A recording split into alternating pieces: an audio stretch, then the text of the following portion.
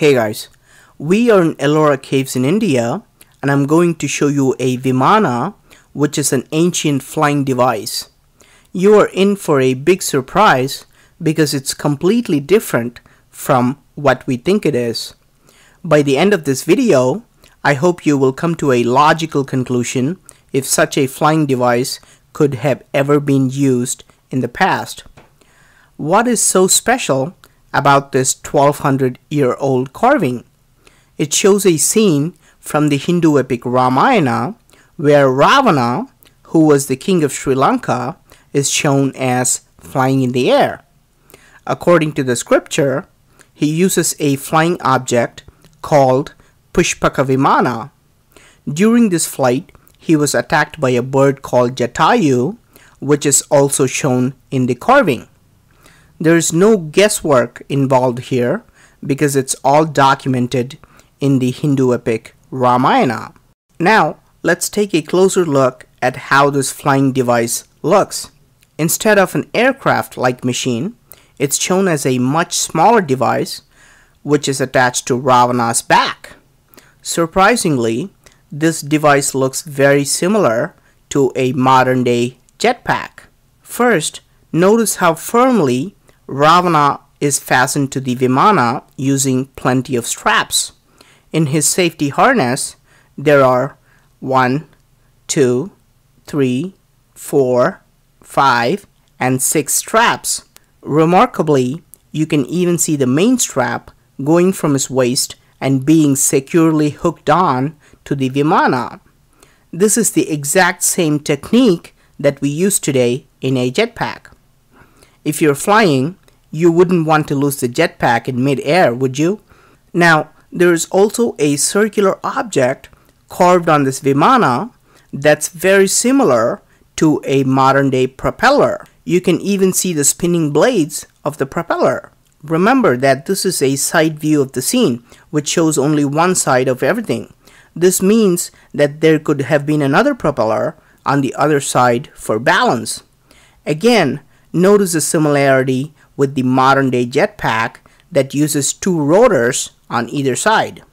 Was this 1200-year-old carving created based on an actual working Vimāna?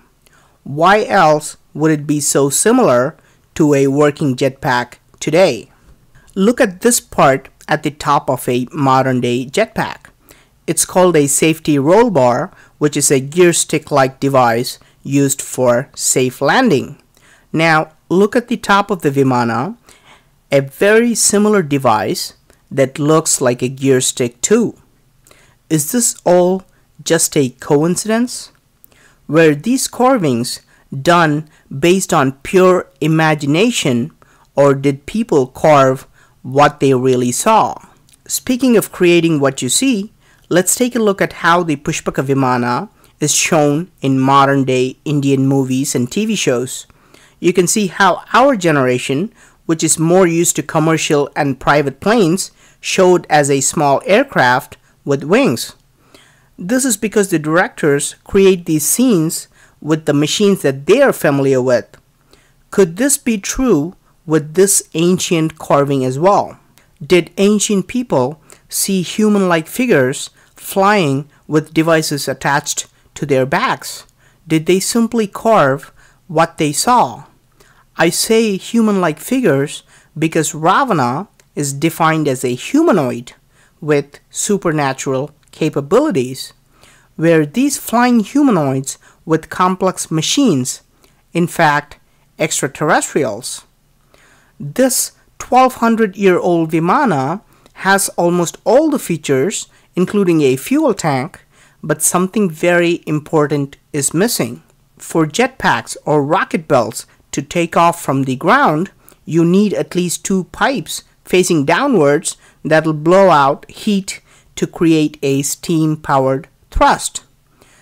This is a crucial piece for a jetpack, so just hold on to that thought that this Vimāna does not have a tube or pipe-like extension. Now, you can see a carving of a horse as a part of the Vimāna. There is no way it can be a real horse because it cannot be that much smaller than Ravana and Jatayu, and there is no reason why it should be attached to Ravana's back.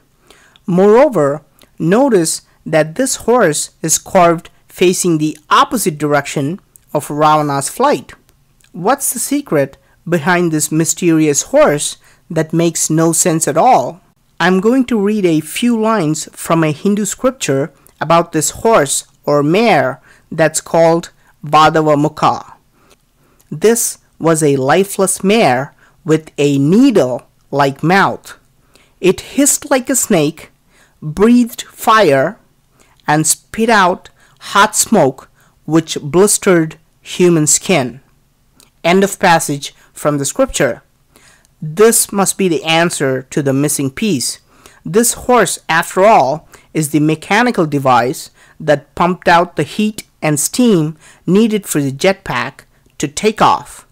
Notice its mouth facing downwards, and when it breathes fire or steam, the Vimāna would be pushed up in the air.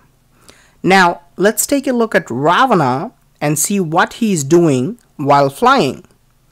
He seems to be operating a circular instrument in one hand, and needless to say, he is wearing a helmet for protection. In the other hand, you can see that he is holding a dumbbell-like instrument over his ear, listening to something. This is exactly what modern-day pilots do. They listen and talk to nearby airports while flying. In fact, in the Hindu epic Ramayana, the author mentions 6 working airports in Sri Lanka which were used by Ravana. It is also mentioned that he used several flying devices of different sizes and power. Is this listening gesture connected to the flying process, or is it just a coincidence? Here's another carving in the same Kailasa temple, which also happens to be a flying humanoid. It's disfigured a little bit, but look at his hand, the exact same gesture. He's definitely holding something to his ears while flying. And sure enough, on his back, there is the flying device. Notice how he too is strapped on to the Vimāna. Not this one, because it could be a religious thread worn by Hindus, but this bigger strap that goes around his waist that connects to the Vimāna. Why would these so-called primitive people carve these flying devices and listening gestures so accurately? It just seems impossible that sculptors could carve such a vivid scene purely from imagination. I think we have to accept that at least it's more likely that these remarkable details were carved from experience rather than imagination. Now, the jetpack is considered as one of the fanciest inventions of modern times. From these carvings, we can see that the jetpack could have been used thousands of years ago. Are we simply reinventing historical devices? Could this technology have been used thousands of years ago by these humanoids that came from higher planets? Please do let me know your opinion whether this Vimāna could have been a real flying device. Also, I'm finding a lot of mysterious stuff like this, so please do subscribe to my channel. Thank you for watching, and talk to you soon.